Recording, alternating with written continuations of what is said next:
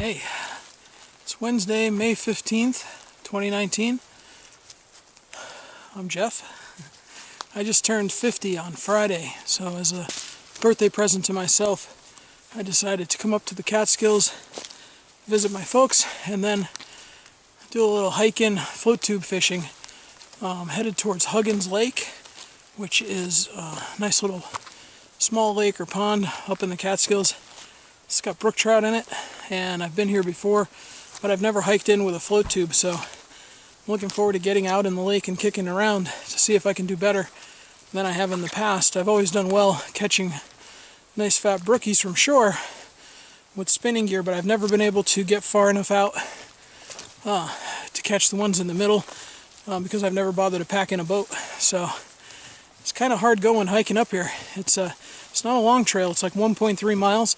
But it's very steep at the start, and you basically go straight up an old logging road with no switchbacks for the first mile or so, and then it's an easy descent down to the lake.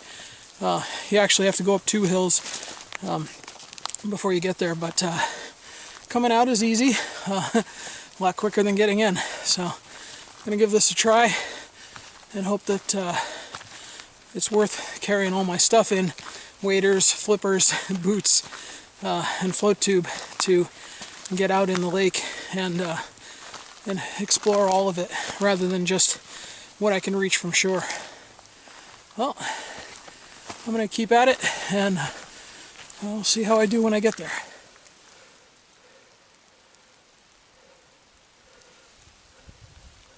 First wildlife.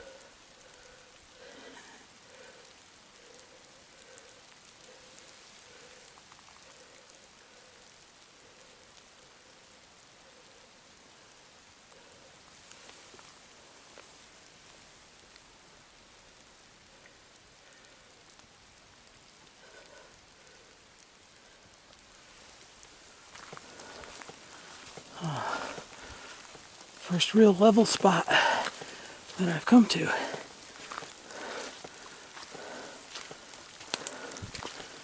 These old roads are nice to hike. The only problem is they didn't need to put any switchbacks in, so they didn't.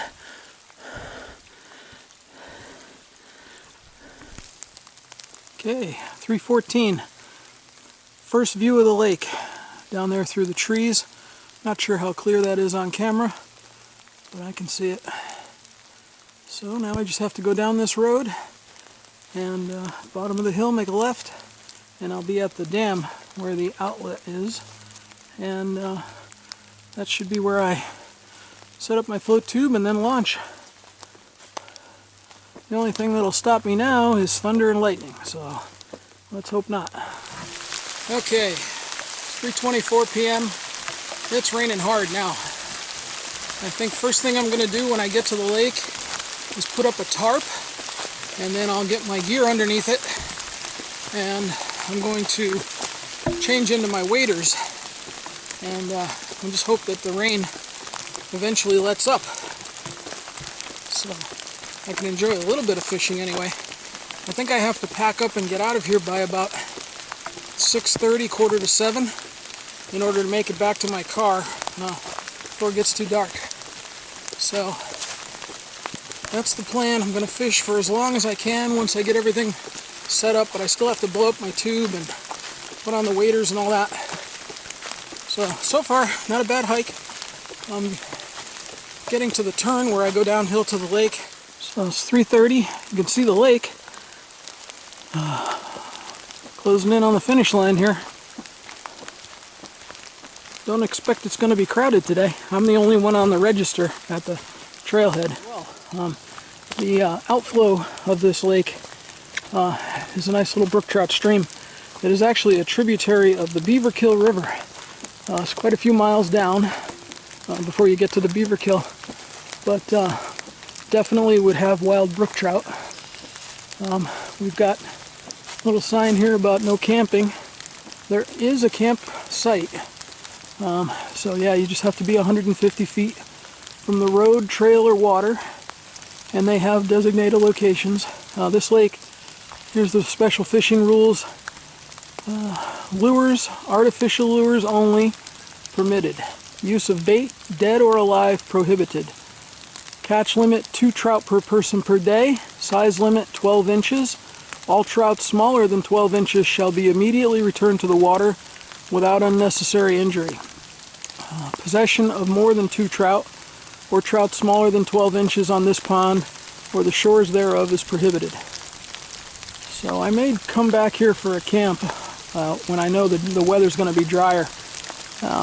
Maybe we'll do a catch and cook at that time.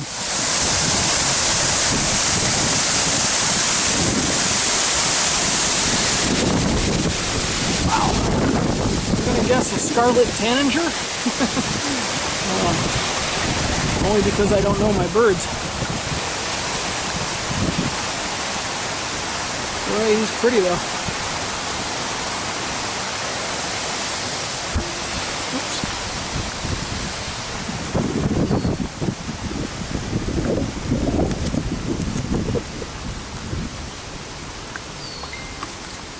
Hey, I have cell signal here. I didn't expect that. Well, that's nice. It's a very calm little bird, seeing as how close I am to him. Alright, let's find a good spot for a tarp. So here's the outlet.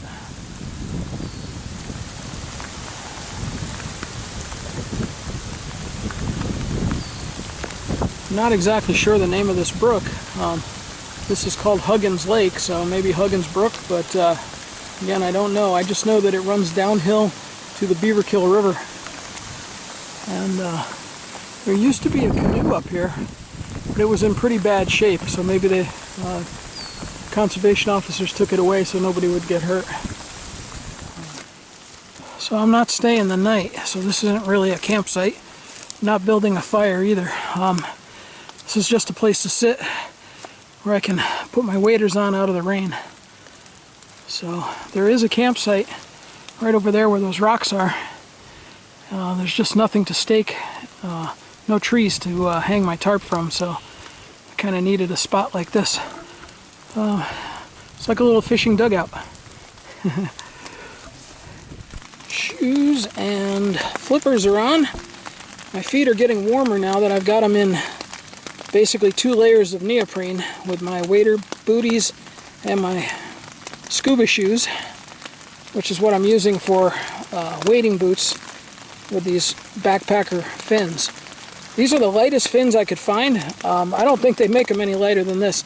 It's like 1 pound 6 ounces for the pair, which is unbelievable compared to my force fins, which I love, but they weigh at least 3 times as much for me to hike in here with. So I got, again, backpacking float tube fins. Not exactly sure who makes them. They're not labeled. I think they may be a Caddis product, either that or Outcast. And then the boots are some scuba boots that I picked up at a local scuba shop. And the waders are Orvis Ultralights, which are the lightest waders I could find in my size as well. And I was able to knock about 15 pounds off my old float tubing setup with the Trinity float tube, which weighs 7 pounds, and these lightweight fins, scuba boots instead of regular wading shoes, or flats boots, which weigh more than these as well, and then the Orvis waders, the ultralight waders, instead of my Sims G3s, which I also love, but those are now my bushwhacking waders when I have to go through the underbrush. These are going to last a long time, I think, if I just use them for float tubing. So, alright, time to fish. Okay, I'm finally all geared up to fish. I got my boots underneath the tarp drying out. Not really, but at least they're airing out. Pulled the insoles out of them.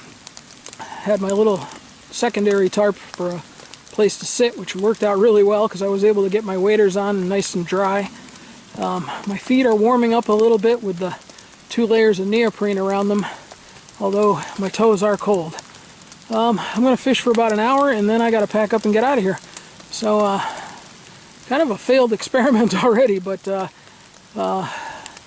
we'll see. I mean, at least I was able to backpack this stuff in here for the first time. And, you know, I love float tube fishing. but usually it's at places where I can take my car. So I just blow it up with an electric pump and take off from the boat launch or lakeside or whatever. This was a little more involved. So, okay, time to fish.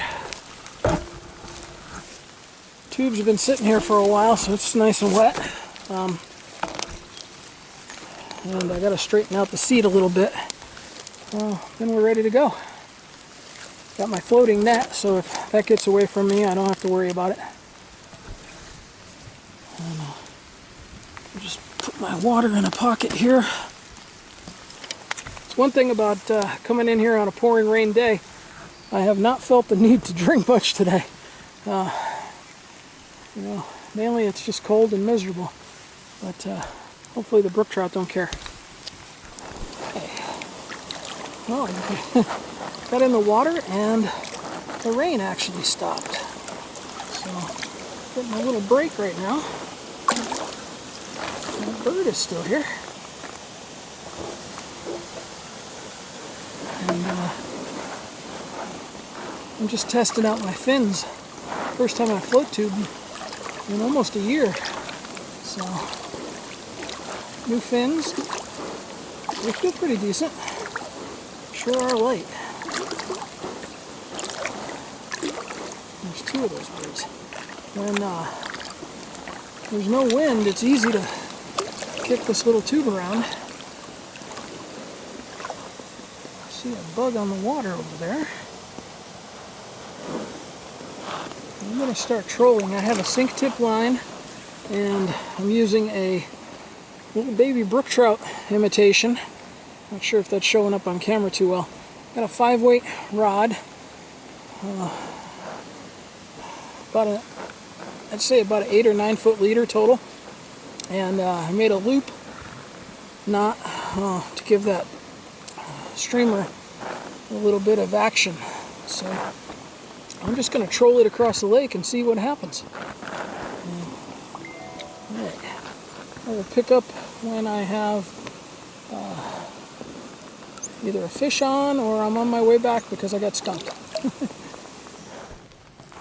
Kicking across the lake and I see a beaver on the other side.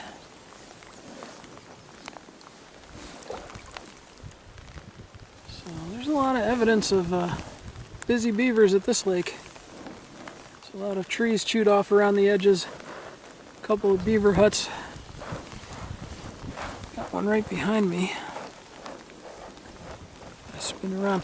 This is what I love about float tubes. You have a lot of mobility. You can't go fast, but you can spin a 360 anytime you want. So there's the beaver lodge.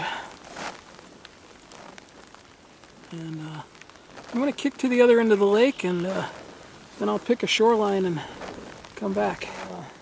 It's kind of a bare bones trip, but if I can do it in this weather, then I can do it in any weather, I think.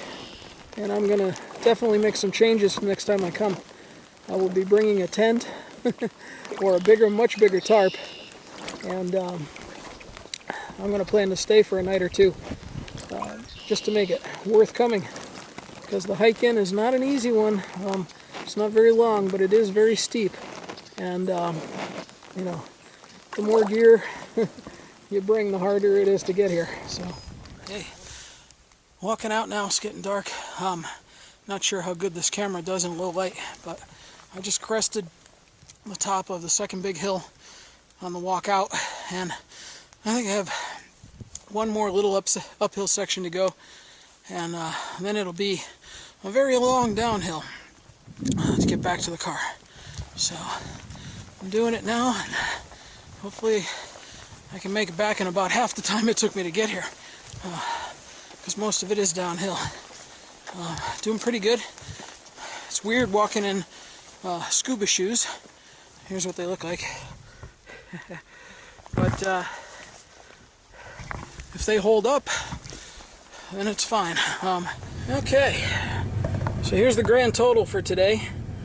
5.6 miles, 24 floors equivalent, and stair climbing 12,551 steps. Not too bad. The trail's supposed to be 1.3 miles each way, so the rest of it must have been mostly kicking around the lake. I didn't do too much else before I started this today, so that's a decent day's work. Wish I had a fish to show for it, but you know, still had a nice day. My feet feel much better now. I have new socks on and clean dry shoes, and got a little drive home. Gonna enjoy my sandwich and get some good sleep tonight, I guess. Alright, thanks for tagging along.